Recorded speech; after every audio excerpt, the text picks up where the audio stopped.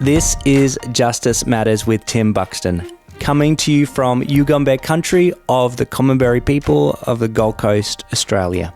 I'm your host, Tim, where my sole aim is to share conversations I get to have with inspiring people doing remarkable work to create a world where we all belong. This podcast is brought to you by the Just Travel Company. Experience, wonder, and unearth justice, and discover the just way to travel today. Visit just-travel.co. Without further ado, here's our guest for this episode of Justice Matters. Well, here we are.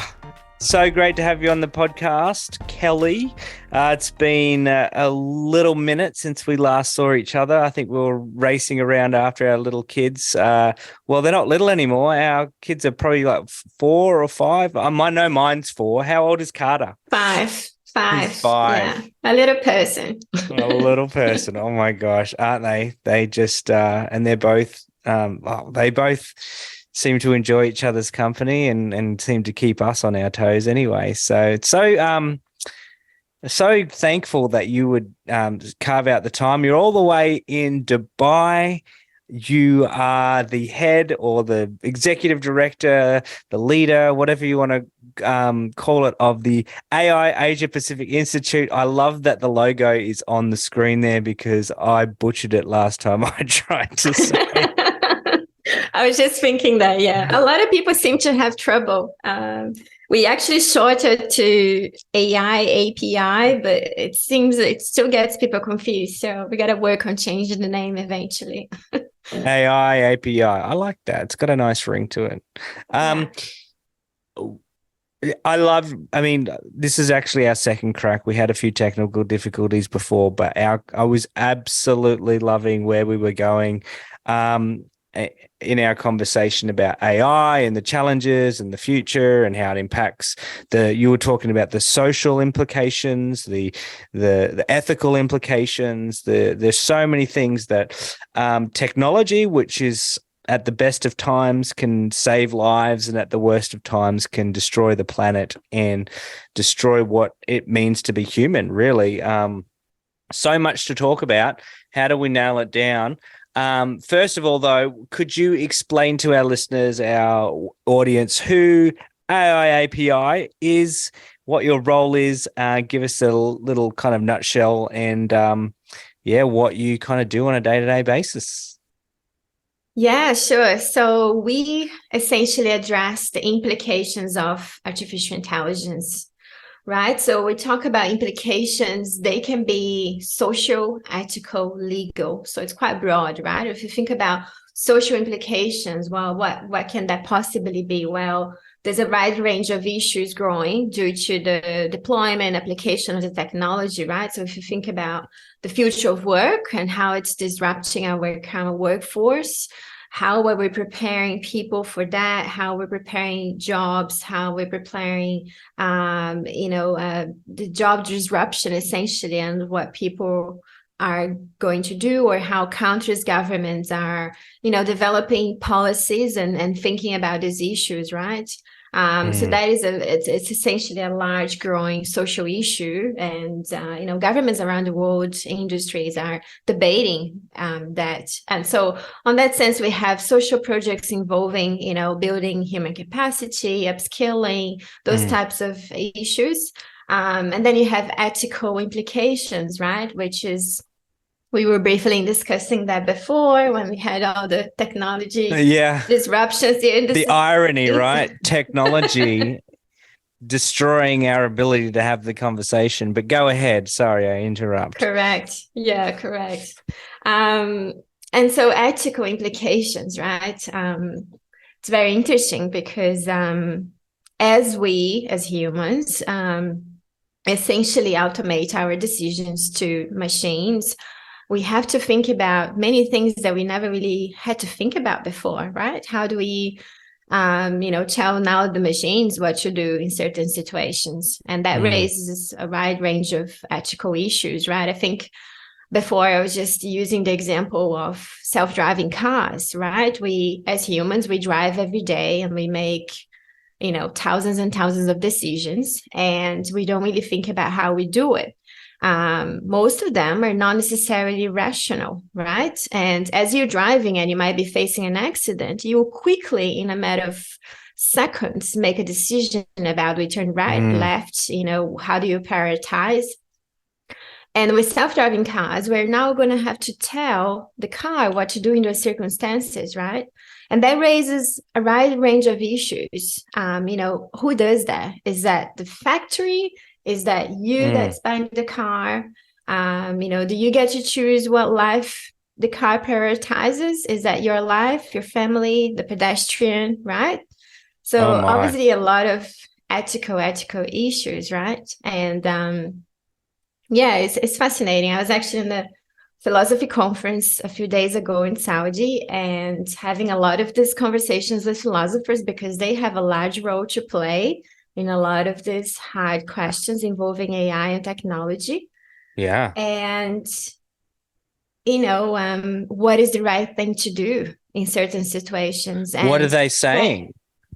And that thing that we have as humans, which is not rational and lead us to make thousands and thousands of decisions daily, that is, we might call intuition. We might call it, I don't know, your spirit, your heart. Yeah. Right? There's a lot of different interpretations to that. Machines will never have that, right? But they were still making decisions for you. So, right? Right. And it's like the crazy thing is, though, ethically, it's like even the decisions we make become a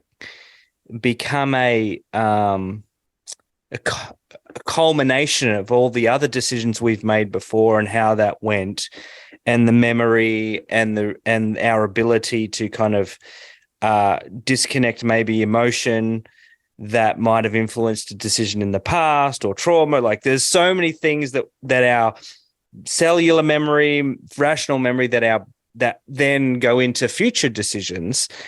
I guess machines can learn by kind of going through scenarios and different things, but there is an element that is just not human to that. And therefore, are we eliminating that which is human and what is uniquely, wonderfully human out of like, are we eliminating ourselves in the process?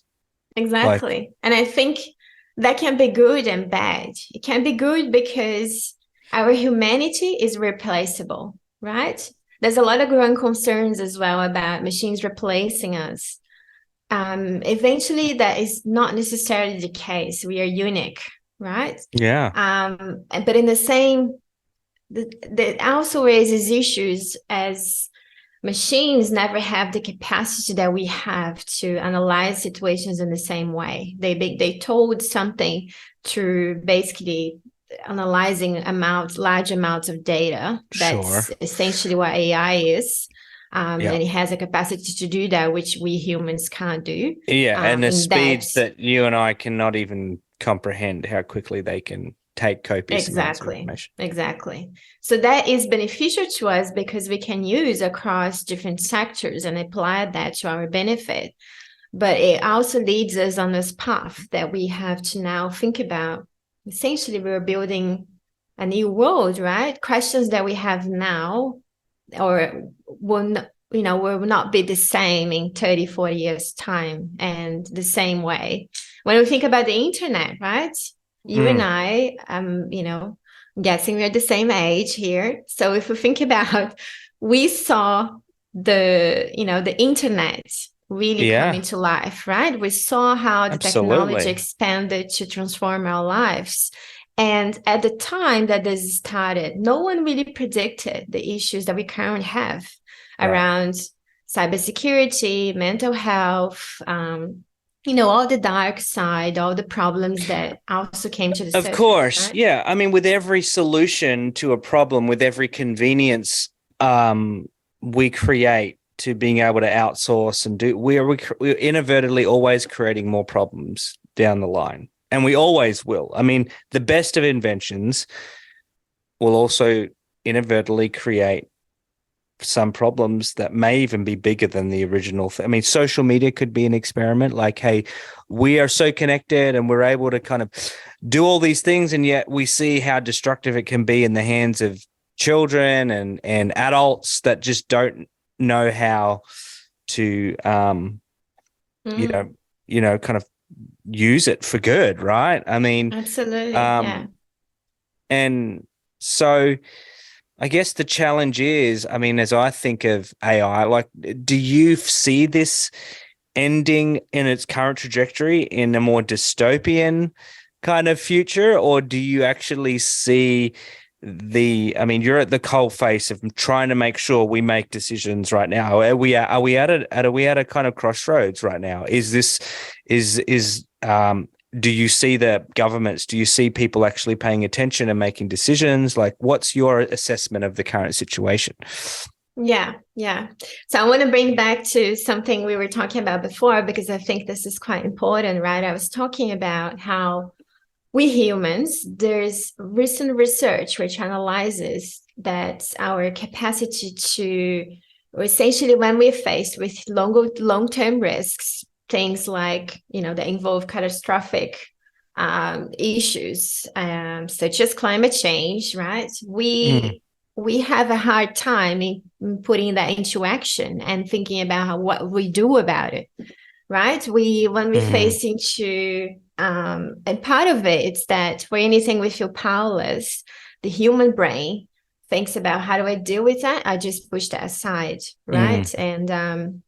And we now have, climate change, I think, to prove that point. Oh yeah, And so, a large part of this work, and I think growing conversations in the industry, it's thinking about, how do we bring this conversation into lenses of urgency, mm, and so people can relate to this and think about, how does this affect me and what can I do about it, right? I talk a lot I teach at universities, and I talk to a lot of young people, and they often say things like, we think about, we know the issues relating to social media. What can I do about, right? I need to use technology. What's my role in this, mm. right? And I bring back to, when we think about the sustainable goals, right? Sustainable goals are, the 17 goals that United Nations put forward. Sure. And these are essentially relating to how we improve in the world that we live in. These are critical issues such as food distribution, water, energy, right? That we had to achieve by 2030. We have 80 years left, essentially, right? Across 17 goals, right? And, poverty, and, it covers a wide range of issues, including relating to your work as well, right? Around Yeah. refugees and so on. So where to start? I mean, we have a lot of work to do. A place that I like to get the young people thinking about is these goals, right? Yeah. But then our biggest issue is time, really time. We have little time now. And the reason I'm so passionate about AI and Mm. technology is that, due to its capacity to accelerate these goals, right? AI is Yeah. I something that can mean, it amplify. can actually help if you put the right kind of the right digits into the equation. It can actually go in, a long way to helping us, right? Which is the beautiful power of this. It's almost like discovering the lever, right? 1 minute you can, try and move this massive big boulder. If you tried with your bare hands, it'd be impossible. But then suddenly, you discover, if you've got this really long tool and you use the power of leverage, you need quite a little bit of effort to actually remove this massive kind of stone. And technology, I mean, I guess that's technology, right? It's technology that has brought us to where we're at. I guess my question is, do you see us doing enough? Do you see signs of positive change? I when I look to the young, like, generation younger than me, the Z's and my kids and stuff like that, I see them prioritizing again, those the sustainable goals. And can I just say, I don't like the word sustainable. I heard someone say, we really need to be using the word thriving. You know, like if we just think of sustaining, we're kind of almost setting our goals like to a point of just equilibrium, when what if we actually thought we could actually reverse the trajectory and actually create a flourishing, thriving, replenishing future? And, you know, like where do you see us doing enough to kind of live into that future of thriving? That because you again, before when we got cut out, you mentioned this thing you like to do with your, you know, audiences when you speak to them is you imagine the future. And I think if I think of, you know, 30, 40 years time into the future, I want to think of a world that's flourishing and thriving, not just a world that's kind of just teetering on sustainability. Like that's, I guess, something that can be an inspiring way to help us to look as to, well, if we imagine what we want to be, then maybe we can make the decisions now to kind of to get there in hopefully in exponential fashion. So two questions. Are we doing enough? And if we're not, what do you suggest we should really be prioritizing? Yeah. And so just to clarify to the listeners, I guess, that missed half of the conversation before. I normally like to get in conferences and presentations, I have a lot of, especially young people, thinking about closing their eyes and thinking, how do you imagine 2050 to look like? So for you, Tim, I can see you closing your eyes right now. Tell me, what are you imagining? Honestly, I'm just seeing my grandkids playing at my feet in long grass.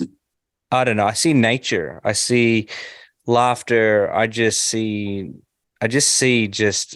you know, like being real, in that place of, you know. Yeah. You know. And I like that question because, you know, when I was talking about long-term risks and our tendency to, you know, we can't quite relate to that. I think that this is the type of questions that people take it very personally because they immediately can visualize their kids, or they can, you know, immediately think about family or themselves, right? 30, 40 years from now. And that is, you know, straight away places a sense of urgency, right, into a lot of questions. I agree with you. I'm very hopeful seeing this new generation. They are the people that are purchasing from companies that are doing the right thing, right? They are looking at, you know, again, I'm going to use the sustainable word again, but. Oh, no, you use it. I stole that disdain from somebody else, so I can't really claim it. I liked it. Oh, that's good. Yeah, I thought it was good. You know, look, this generation is looking at sustainable choices and frankly doing things that we didn't do in our generation, right? Questioning a lot of new choices and so on. So there's been a lot of examples recently, right, of large brands that did the wrong thing and essentially lost a lot of, you know, followers, customers. People, correct, because they were essentially, their customers were the young people, the young generation, right? And I think that's amazing. Does that happen? Does that happen intentionally? Does it happen just because you become big? Like, can you be big and massive and highly profitable and still kind of do it the right way? Like, I mean, part of me, and I've had these discussions with other people, sorry to divert, but, you know, it does come down to, you know, money and purchasing power and where we put our money and who ends up becoming, you know, the big corporations actually have a lot more power and weight than some governments in the world, you know, their influence and sway. Yeah. So is it, you know, is this whole method of driving profits and I guess unfettered capitalism that actually is kind of part of this, like that? I wonder that, like, Is there a role to dismantle the big? Is there a role to kind of create kind of friction to make sure there's a lot of interesting studies on that, actually, that demonstrate the financial link between building trust, so doing the right thing, getting people to trust you, and is that financially rewarding, right? Research is showing again and again and again that is the case. If we look at Apple, for example, they've been making constant changes to increase privacy, doing the right thing, and so on, and they've, along the way, they've also have proven, financial rewards attached to that. Now, that message can be different if your business model will never allow for that. And that is relevant to the social media conversation. It's absolutely impossible to do the right thing if your business model is attached to the fact that you need to get people from 10 to 15 years old to spend 30 minutes on your platform, and they are the product, right? Because it's free. So how can you possibly do the right thing? I have had this conversation with various people in the industry that have worked for these companies. You're blowing my mind. This is crazy. These problems, right? So they essentially developing artificial intelligence. They work inside these technologies. They have a target, right? These kids, I need them to spend 30 minutes here on my platform, right? How do we do that? This is very real. And honestly, I don't know the answer to that, because that is the business model, right? That's saying, right, if it's free, you are the product, right? And that goes to YouTube, Meta, and so on, right? So, I mean, you're blowing my mind. I mean, obviously, that's scary when it comes to children who haven't developed the ability to understand. Maybe they're more, maybe children aren't. Maybe it's no different from most adults anyway. That inability to kind of to judge, like, to not give in to those base desires of, like, when something says something, have this now, you can get it. I mean, it's so easy for us to kind of give in, right? Like, they're our base kind of. Well, I mean, and the way that they've been designed, I mean, they design essentially basing on our brains, how our brains work, right? It's a reward system, and you can do that, and that's how you get kids to become addicted and so on, right? So, fear can be a huge thing that drives fear. Maybe FOMO, missing out, obviously, which is what drives a lot of people's financial decisions, keeping up with the Joneses, reputation, being liked, getting likes, all of those things that kind of address, the shame that so often many of us have. If I can be liked and improve my reputation and feel good, we cave in to kind of quickly satisfy, like you said, what our brain is kind of craving. The hope I do have, though, is and it was said today that the Times Person of the Year was Vladimir Zelensky, the president of Ukraine. Yes, and the reason they gave it to him was because he proved that courage is as influential or as inspiring or as powerful as fear. In other words, whilst we see nefarious actors in government and media and companies utilizing fear and negative emotions and negative things to drive our decision making, to kind of manipulate us to buy their products or to vote for them in many ways, we're actually seeing like a turn away from like hang on, we're starting to realize that promises one thing, but actually it's not delivering. And courage, like in the example of Vladimir Zelensky, is actually delivering some pretty powerful,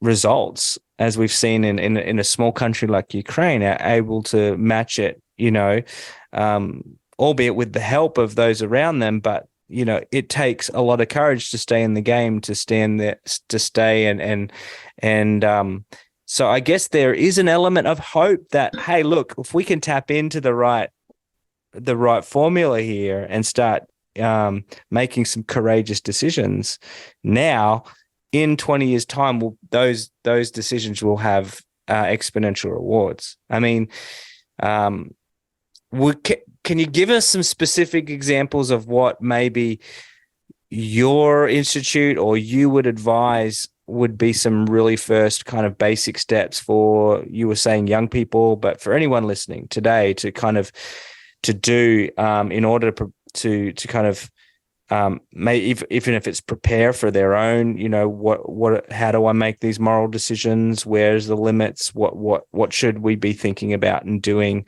now? Yeah.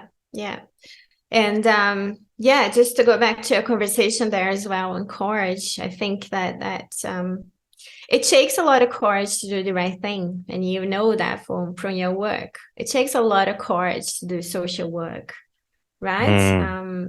You're going against the system in many, many ways, right? Yeah. You have it's a decision that you make, and it's an ongoing decision, right? It's hard because it actually doesn't pay off like in an immediate sense. Like, you're making that decision because it's the right thing to do, and in the long run you're playing the long game, not the short game.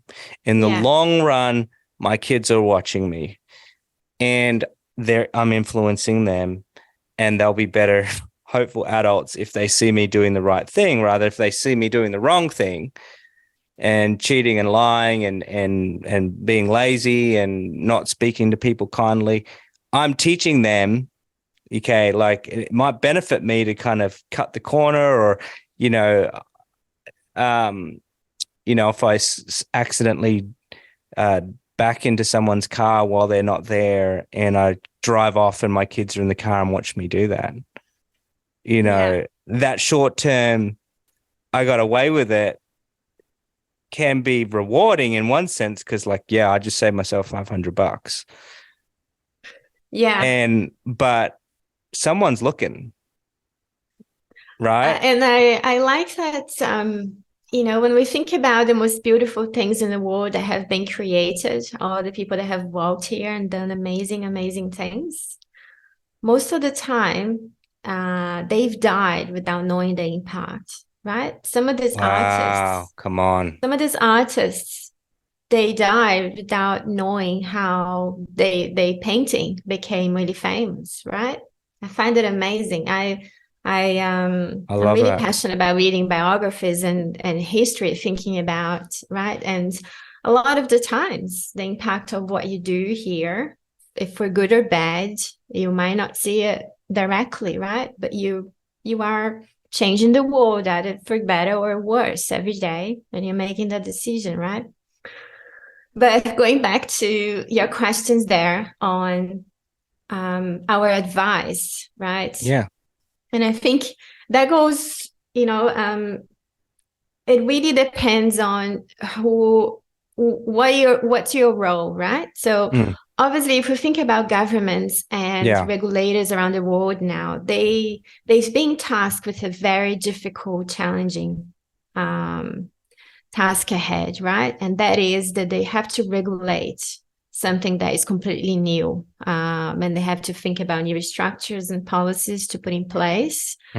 And that has been very challenging, right? We don't have any direct laws regulating AI, right? We have existing laws that can apply to certain effects of it, and regulators around the world are debating about what to do or how to address these growing challenges, right?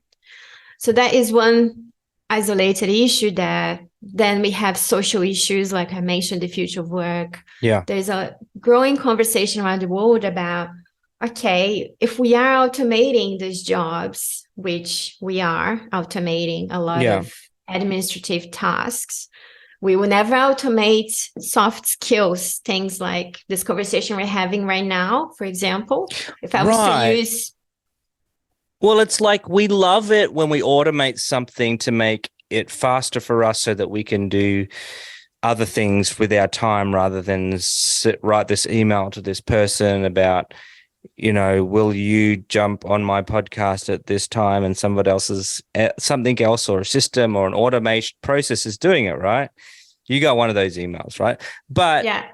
but we hate when it's done to us, right? Like, how many people like hate when they have to go on that phone call and listen to that annoying fake voice and, they can't get a real person and they can't have a real experience or a real interaction to help process that. Instead, it's a bot on a screen having a chat with something it's like, no, we hate it when it's done to us because we value the human experience as an important, valuable, rich thing. But I was going to use your podcast as an example, actually, right? Yeah. Because, it's being amazingly organized, right? And what we can see really is that the role of technology will come across everything from the invitation to organizing me to be here in front of you. Yeah. But the task of having this conversation and this conversation we're having right now, AI won't be able to do that in the same way that you are doing that right now. So it won't replace you, which is good news for you, Tim. Thanks. Thank goodness. And by the way, since we're talking about podcasts, you have a podcast too, right? I do, yes. Yeah. What's it called? And how do we find out about it? I'm normally on the other side. So it's called, it's the same name as the Institute. So it's the AI Asia Pacific Institute.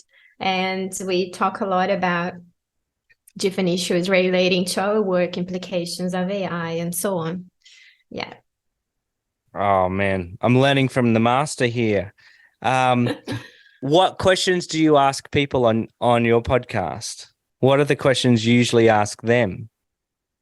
One of my favorite questions, and I normally ask people in the end, is what does the future hold, and how do you see where we're going and what we have to do? And you get a fascinating, this is when people really, I think, unleash their beliefs, because a lot of people that I talk to might be constrained about what they can say, right? A lot of the times, depending on who they work for. As you can imagine, right? If you're inside, Twitter or Meta, there's certain things that you shouldn't be able to say on a podcast, right? Because, and so might get censored.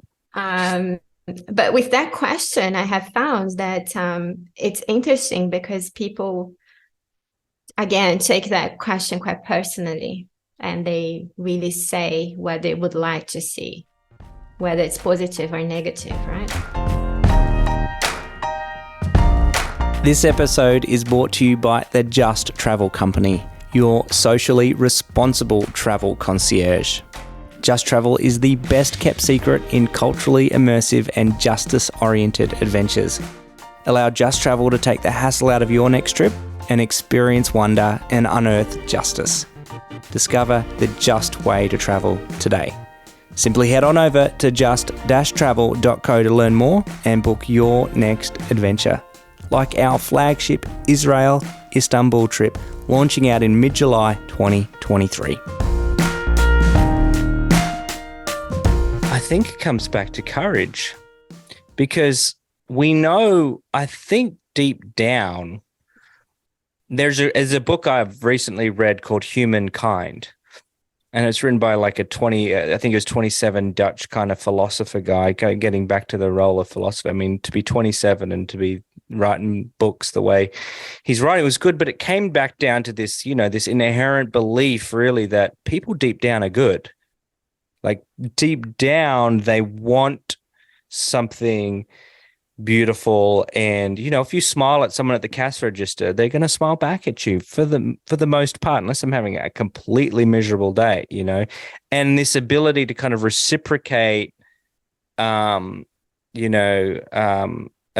If someone smiles at you, you smile back. Like deep down, obviously we can be suspicious and we grow to become suspicious. I think of my kids, they're just so trusting and so whimsical and so easy to make friends. They don't judge, they don't think. And it's almost, we grow into these issues and problems, but deep down in that little boy, Tim, that little girl, Kelly, like there's this belief in something that which is good and hopeful in the future.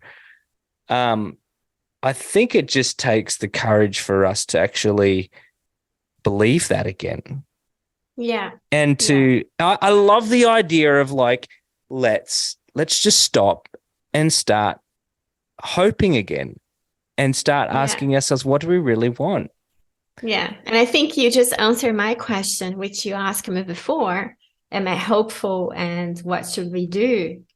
And what you just said, I think covers exactly what I have in mind and the use of technology for that, because why do we not, the reason we don't always make, even though we are, our inner beings are naturally kind, we might make other decisions, or we might let biases come to the surface when we're making those decisions and so on, right? This is the power that we have with technology. So I'll give you an example, right? If we think about how judges make decisions, right?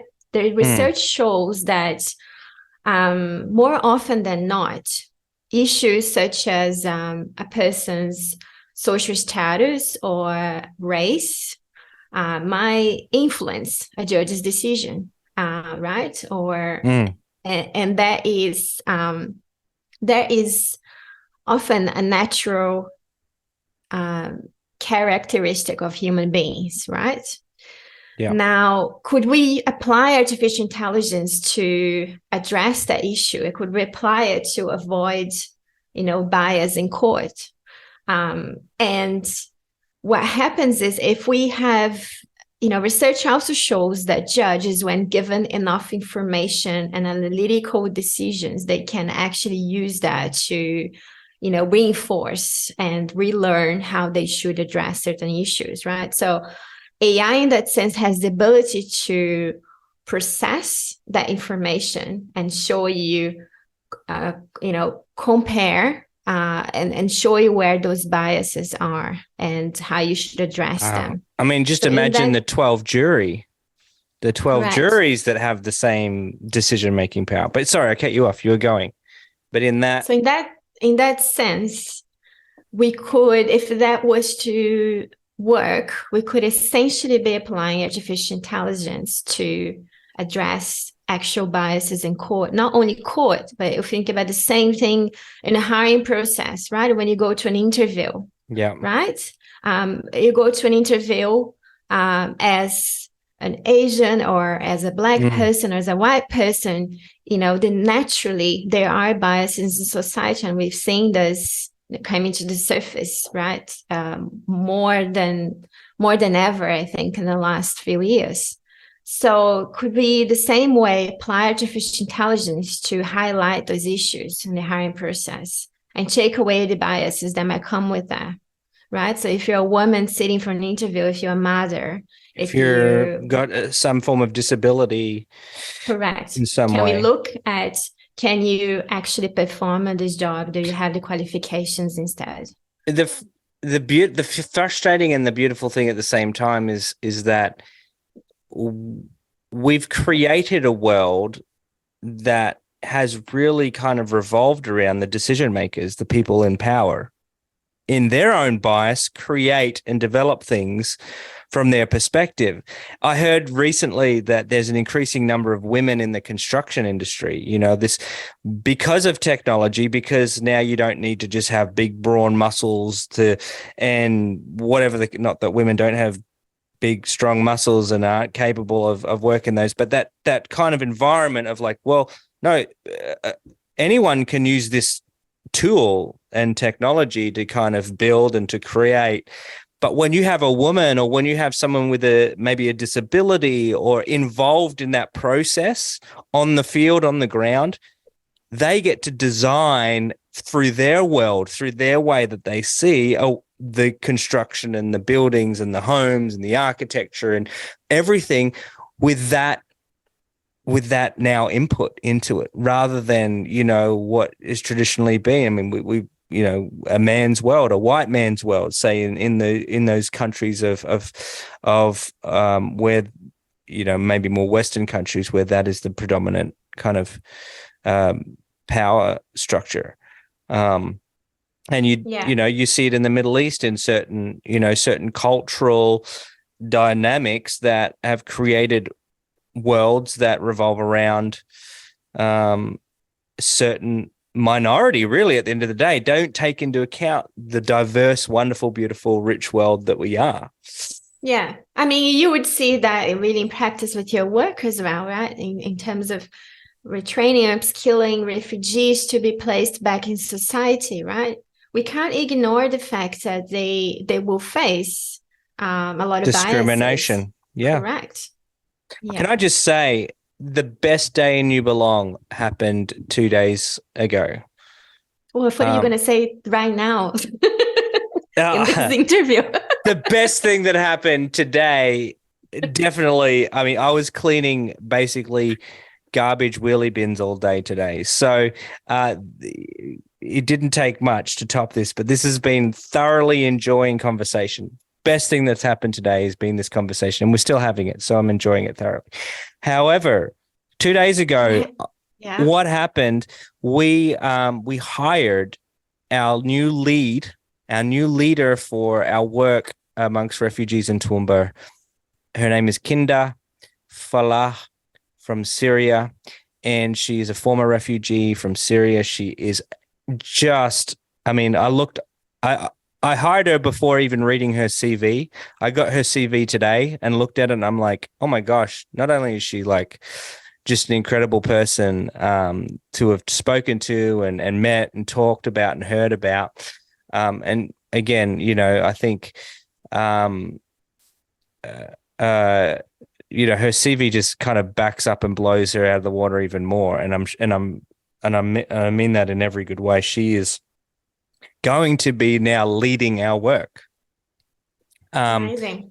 And to me, that's like in much of what coming back to the systems and the power structures, and maybe creating a just world and using AI to create a just world to help our decision making.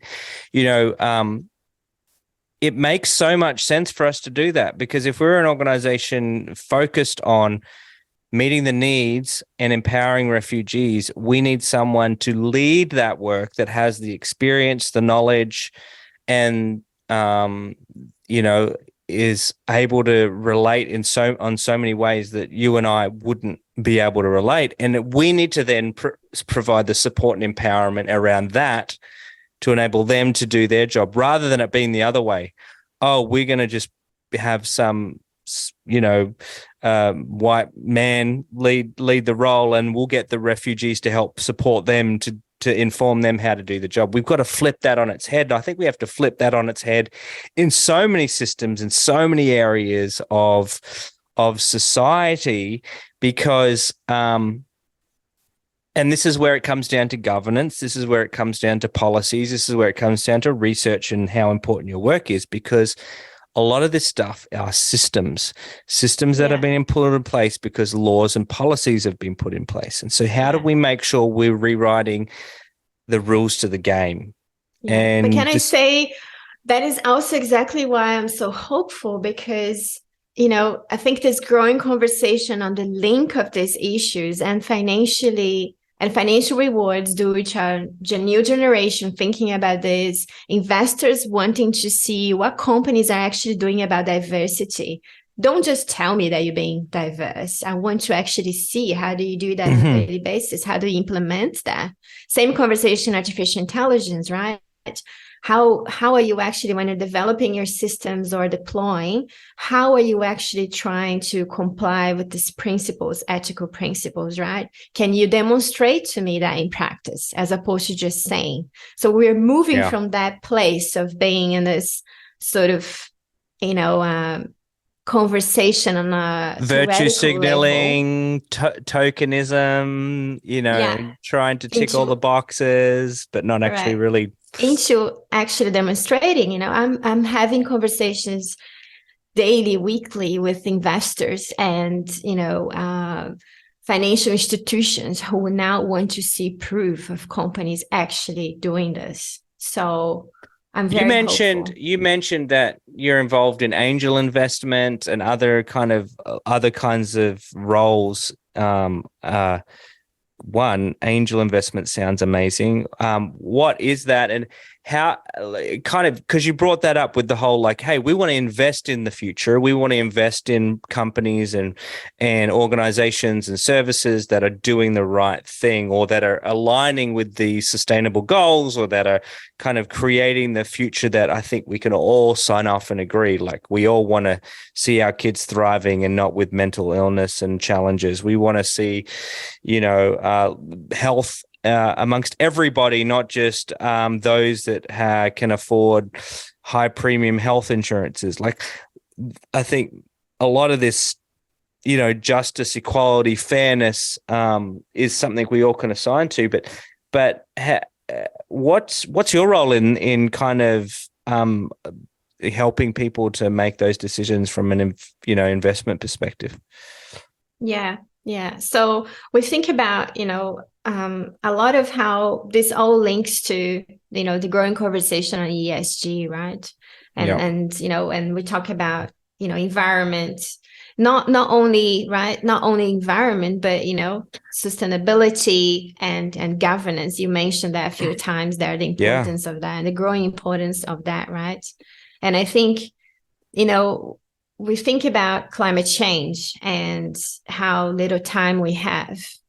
And we can think about food distribution, water, right? These are all, if you look at food distribution right now, in 20 years' time, right, we will not produce enough food for the population that we currently have. And how are we working to address that, right? So if you look at some of the startups, some of the companies or people that are working in this space are doing, it's absolutely amazing to address and put in technology to work on that, right? Food distribution is an issue, but then we have It's billions crazy. going to food waste at the same Well, that's what I time. was going to say. The Oh, irony is that, like, I yes, think the amount of food we waste, I think in Australia alone could like fill the whole state of like exactly. Yeah, Victoria in a year. And it's like, exactly. it's ridiculous. And this Like, is where artificial intelligence comes in, right? Because it has the ability to detect, hey, I've got this amount of food available here. I've got 2 days to consume this. Where can I send it? Right? Where are the people that need it right now? but that requires, okay, AI, we need to program that in, because why, we all know, like, the irony is the people that have so much often seem to be the ones reaching for more.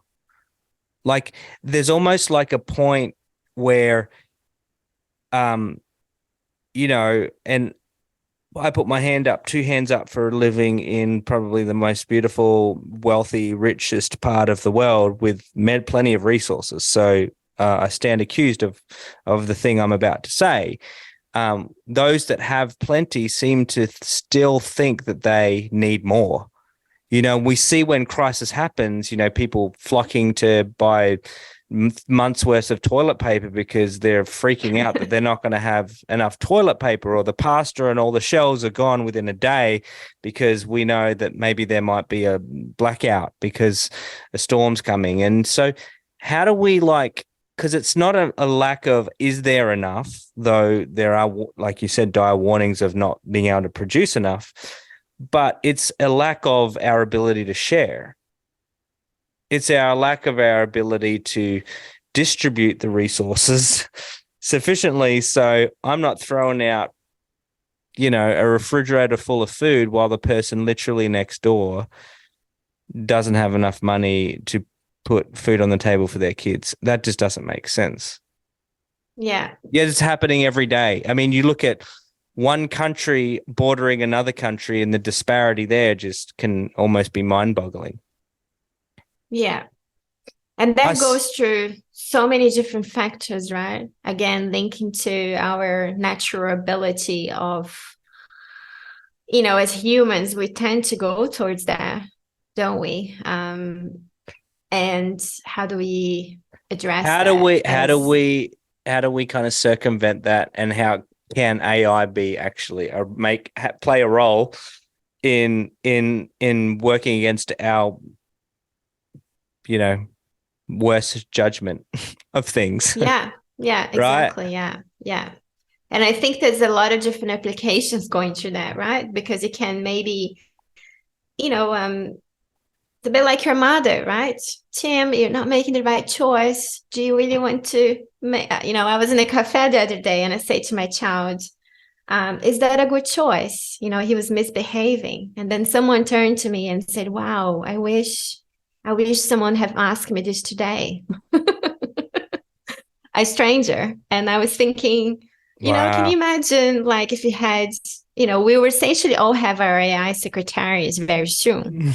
Can you imagine if you could have, this AI person that will, not a person, but, that would turn to you and say, Tim, is that a good choice?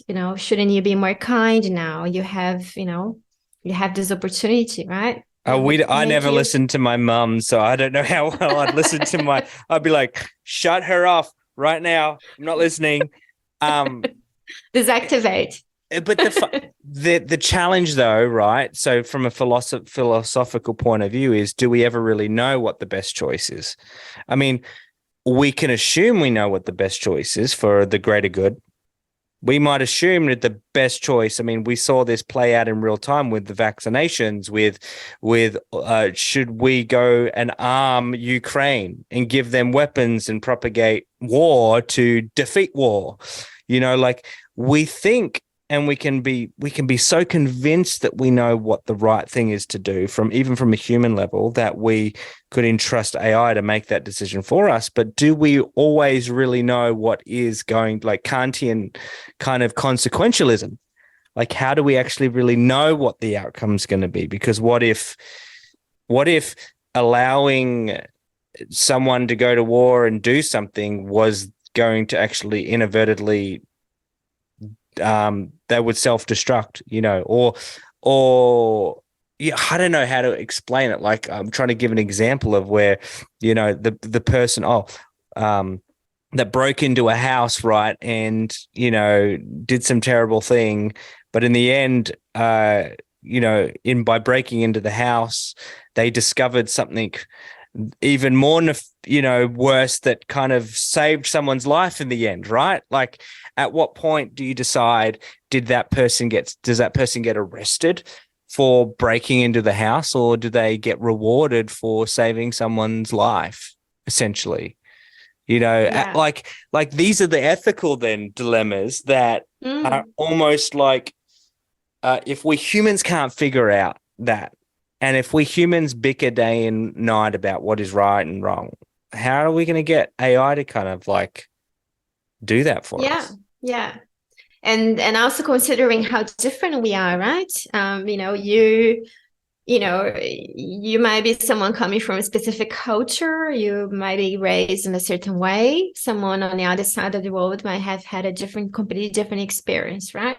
So they would decide that differently, right? Ethics is not something that it's universal also. So one of the issues that we have is that we have a lot of growing frameworks around the world about how to ethically approach AI. The challenge is for most of these types of issues, and I have always been passionate about international issues and thinking about, what's the role of international law here? How does cooperation address this, right? The issue with ethics is that we would have to arrive at a certain universal approach to AI because it's a global issue. It's not a global world we live in, right? Everything impacts everything. We don't live in an island that no one else has heard of, and we're not impacting them, right? Correct. But then how do we arrive as a society in a common ground, right?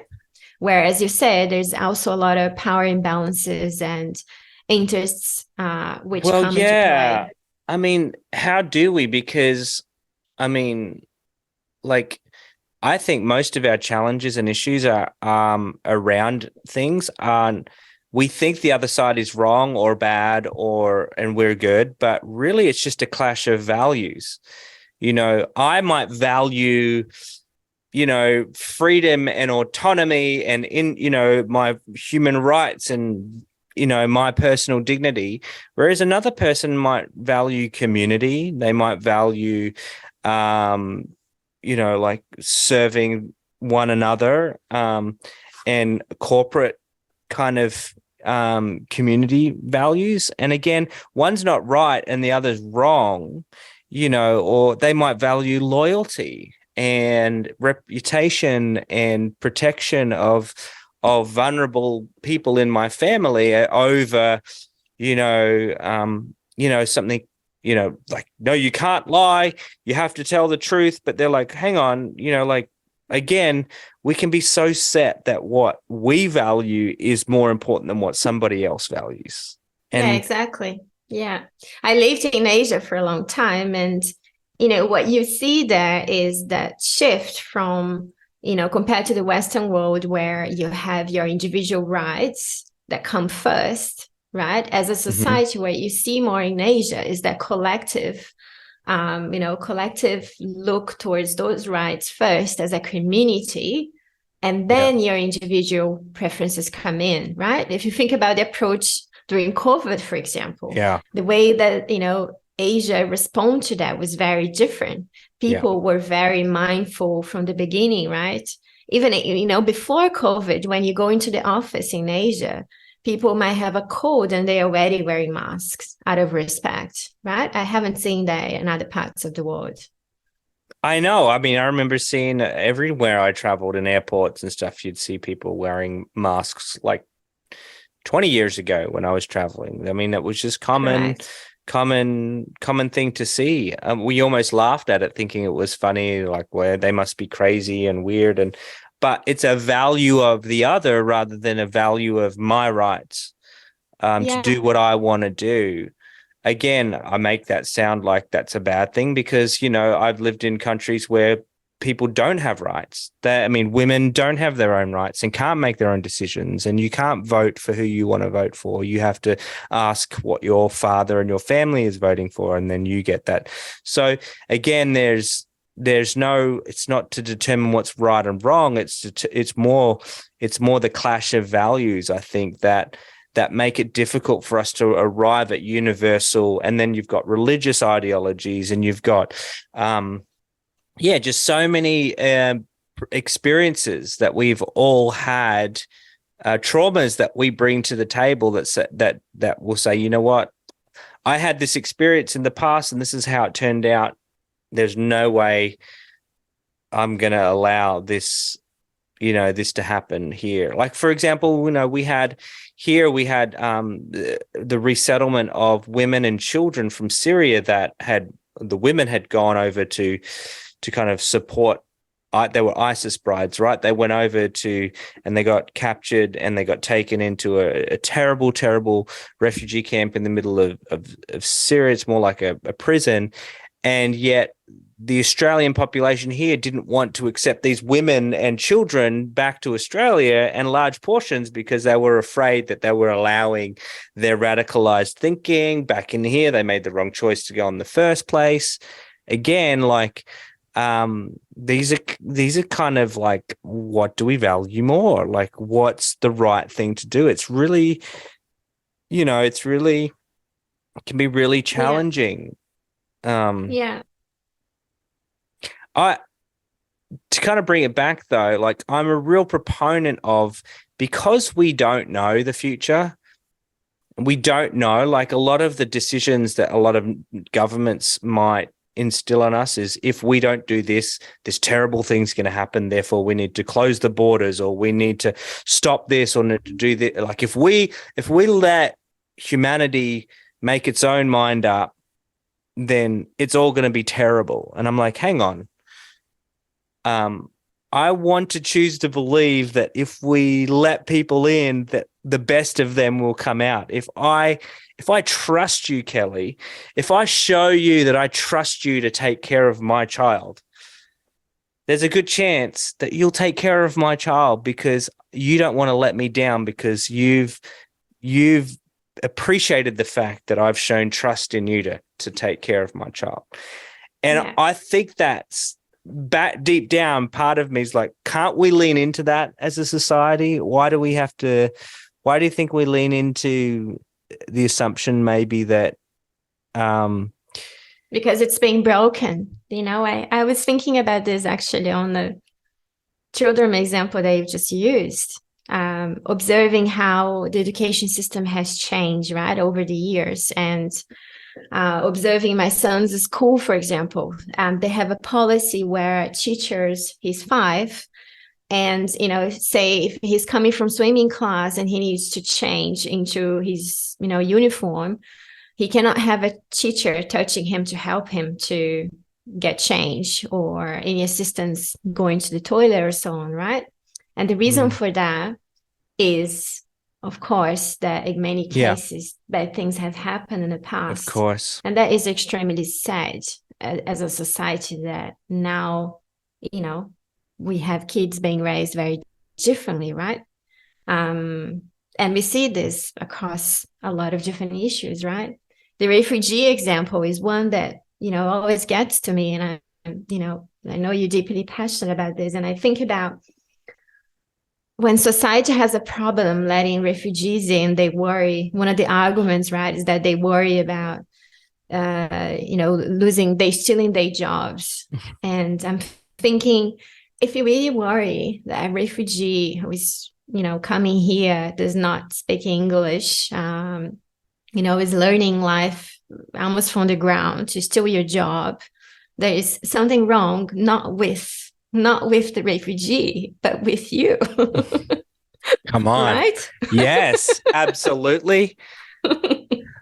Really? Yeah. Right? And maybe deep down they know they'll work harder. Maybe deep down they'll know they'll cherish the fact that they got a second chance, and they'll be grateful to the country and the people that have said, you're welcome, you can be safe here. Maybe deep down we're afraid that we'll get shown up for our own comfort and privilege that we are sitting on. I mean, maybe, or maybe we're just not,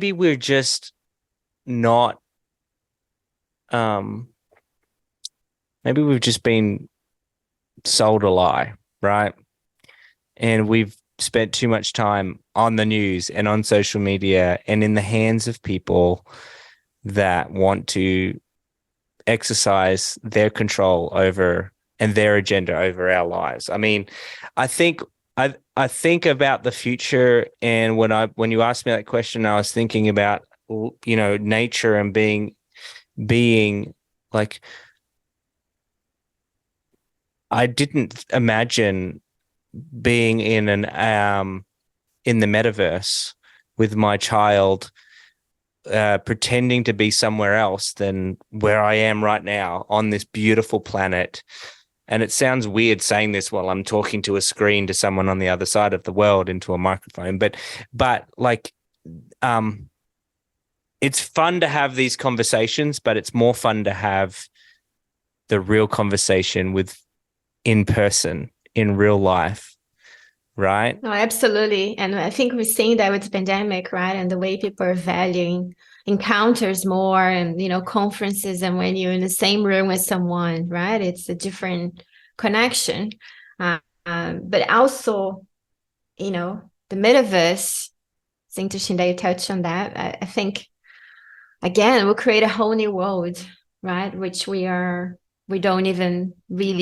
really glimpse of, right? What that would be like. It's so many more possibilities, right? I mean, It's not like my identity isn't like I chose to identify with the New York Mets and therefore I wear this hat and I get to choose what colored clothes and what fashion and what style. You get to choose how you have your hair and what color it is. Soon you're going to be able to change whether your avatar is going to be like some alien or some lizard. And, there's just so many elements of how then you can then present your identity and present yourself out in the universe, the metaverse. So the possibilities seem endless, but deep down though, like I am somewhat suspicious that with all this progress, are we missing out on what's really like tangibly like in our grasp as human, or are we becoming too machine? Are we becoming too digital? Are we becoming too And we already seeing that, right? Exactly what you're saying. There's a philosopher that I love his work is Harari. Noel Harari? Yes. Yes. And he talks a lot about how we've made so much technological progress, but we are actually as a society not happy that we used to be 200 years ago, right? Yeah. Or this is the 30s. We are more connected than ever, yet and I was actually reading about it this morning. An article just came up talking about the rate of suicide among teenagers, right? And the numbers are alarming, right? And there is now new research also showing the link that has with technology and how, all the implications of, you're no longer just being faced with challenges at school as a teenager, but when you come home and you're connected 24 hours, there's a whole new range of issues and implications that we didn't have growing up that they are going through right now. And I'm not sure how well societies prepare or how parents are currently being educated to deal with that or respond to that, right? I don't believe that iPads and iPhones should be hanging out to kids less than 15 years old freely without parental control, first of all. Well, they're giving them to my kids at school at grade 11. I mean, not grade 11, at 11 years old. At 11 years old. Yeah. But I would think that at school, at least it's being monitored to a certain extent. Yeah. Or at home by parents. It's just becoming like this is the modus operandum, though, for getting anything done now is with a screen in your hand. Well, fair enough. I mean, I get it, but I kind of like what you were saying though about limiting. And again, this becomes down to like policies and regulations, things we hate being imposed upon us because that restricts my individual right to decide what I want to do. But yeah, it's fascinating, right? Because with my background in law, the more I've moved into technology, the more I've become more and more passionate about law and justice, because you really see the large role that law, justice, these limits have in society. And this, without that, really, that is the only way for a lot of these issues. So, which we should say you're a dual qualified lawyer, both in common and civil law. You've led the International Law Association, the ILA, as president of the Victorian chapter in Australia. I mean, you are. I love how you're reading my bio now. I love the conversation has been good.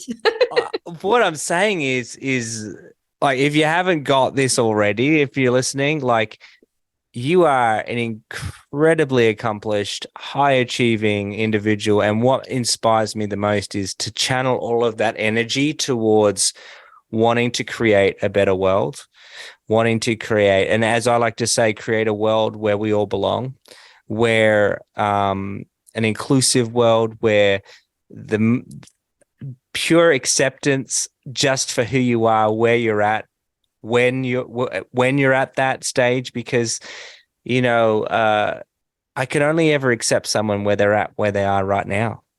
If I accept them before they get there, like once they get to a certain place, then am I ever really accepting anyone? Yeah.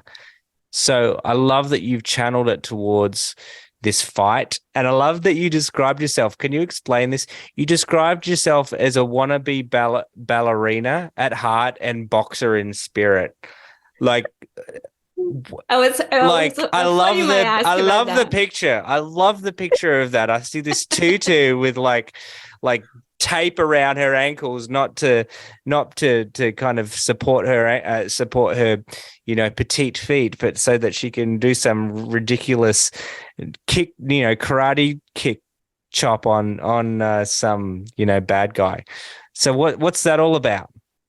So I was a ballerina as a child, Okay. which is why I had 3 knee surgeries. Oh, And I cannot do ballet or many other impact sports anymore.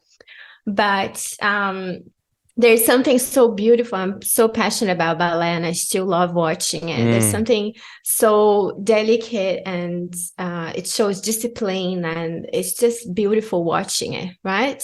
It's exactly. Oh, yeah. And I think about that, all the discipline and the move of how Strength and delicate you can grace. be, correct, align with as a boxer, because the challenge of doing social work or advancing any good in the world is a constant challenge.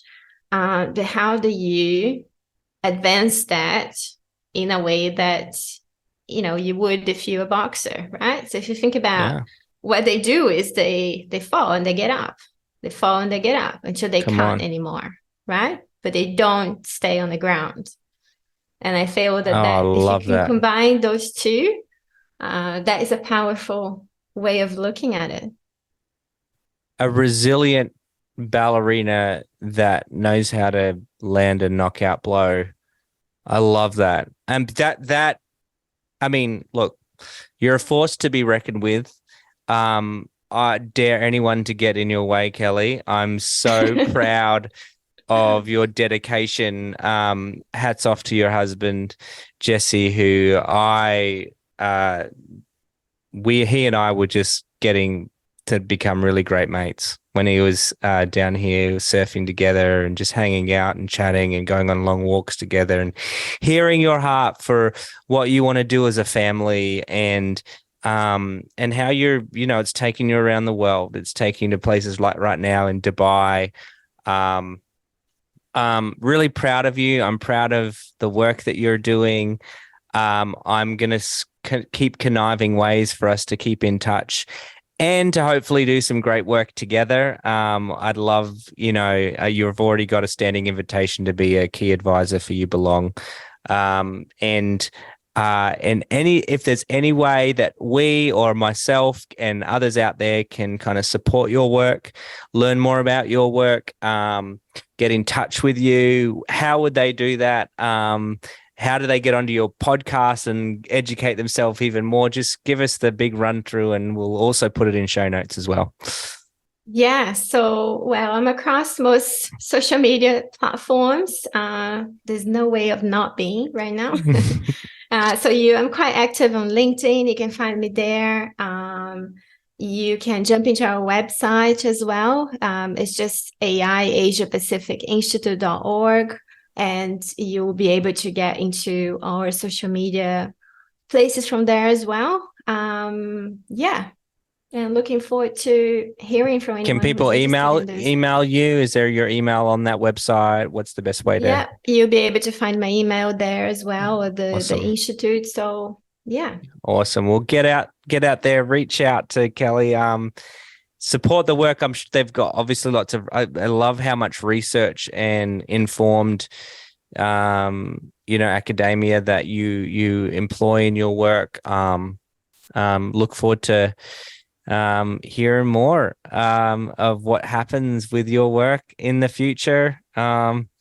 Dear friend, thank you once again. I just think anybody listening to my podcast must think I'm the luckiest guy on the planet to have such amazing friends and people in my life doing so many good things. I pinch myself every day, and hopefully we'll see you soon, whether it be here in Australia or in the Middle East. Thanks for making it to the end of another episode of Justice Matters with Tim Buxton. It is an immense privilege to share these conversations and inspiring people with you. To learn more about how you can get involved or learn more about today's guest, head on over to the show notes or episode description. This podcast was produced by the master himself, Jose Villotto, with just a little bit of help from me. The featured music is the song Turning Over Tables by The Brilliance. Lastly, to my Patreon community out there, thank you so much for your support and generosity. Without you, this podcast would not be possible. If you'd like to become a Patreon and get exclusive access to behind the scenes content, visit patreon.com/Justice Matters and start your Give What You Can monthly contribution today, and join me and so many others in creating a world where everyone belongs. Until next time, thank you for subscribing and sharing this podcast with your friends. Justice Matters with Tim Buxton acknowledges and pays respect to the past, present, and future traditional custodians and elders of this nation, now known as Australia, and the continuation of cultural, spiritual, and educational practices of Aboriginal and Torres Strait Islander peoples.